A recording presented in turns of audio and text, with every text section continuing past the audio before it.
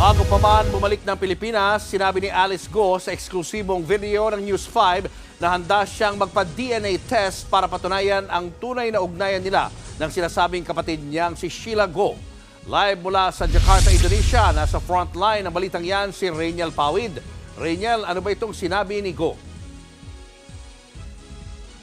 Salamat Malam Julius, 2 oras nga bago bumalik o lumipad pabalik ng Pilipinas itong si Mayor Alice Go o dating Bamban Mayor Alice Go ay sinabi niya sa isang video or exclusive video na naibahagi sa News 5 na handa siyang magpa-DNA test para mapatunayan ang totoong ugnayan nila ng sinasabing kapatid niyang si Sheila Go. Simula nang pumutok ang isyu ng iligal na pogo sa Bamban Tarlac, naging kontrobersyal ang pangalan ng sinibak na mayor ng bayan na si Alice Go at mga kaanak niya. Sa ilang dokumentong may kinalaman sa naturang pogo, makikitang idineklara na magkapatid sina Alice at Sheila. Kasama rin ang dating alkalde si Sheila na umalis ng bansa. August 22 na ibalik sa Pilipinas si Sheila pero wala si Alice. Hanggang sa nitong Huwebes na turnover sa mga opisyal ng Pilipinas si Alice.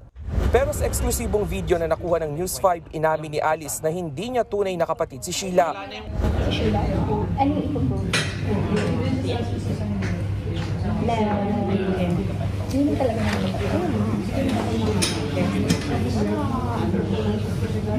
paalam lang ako sa lawyer, pero definitely wala naman problema. Pero paalam lang ako. Kasi hindi ko rin alam kung paano handle sa kanya. Pero hindi talaga may magkapatid. Para kasi may nagdadaw pa rin sa Hindi naman natatapos ang bahay. Sa pagdinig sa Senado noong nakaraang linggo na unang sinabi ni Sheila na hindi niya tunay na kapatid si Alice. Nakilala niya raw si Alice noong 17 o 18 taong gulang na siya. Hindi raw tunay na ama ni Sheila si John Zong Go o Angelito Go na ama ni Alice. Hindi kayo related? I mean, hindi kayo tunay na magkapatid? Opo. Oh, hindi kayo biological na Opo, magkapatid? Okay. Limitado man ang mga pahayag ng dating alkalde, nagbigay naman siya ng mensahe sa kanyang mga kababayan sa Bamban. Maraming salamat at mahal na mahal ko rin po ang mga kababayan ko. saan. Sa Bamban po. Pero ang bagong liderato sa Bamban, tila inalis na ang anumang bakas ni Go na dating alkalde ng lugar. Ang pink na munisipyo noong panahon ni Go, puti na ngayon. Mayora yung munisipyo yung kulay white na. Alam, nabaltaan mo na. Hindi pa po. Wala na yung pink. Oy.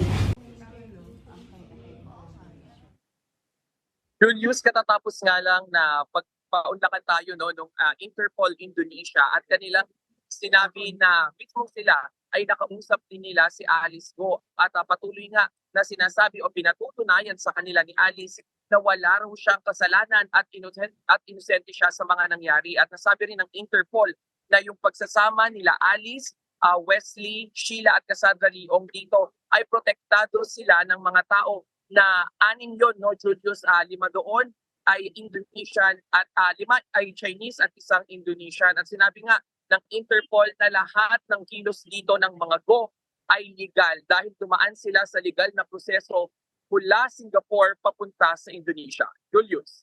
Maraming salamat, Rainiel Pawid. Mga kapatid, Julius Babaw po. Iba na ang may alam at may pakialam sa panahon ngayon.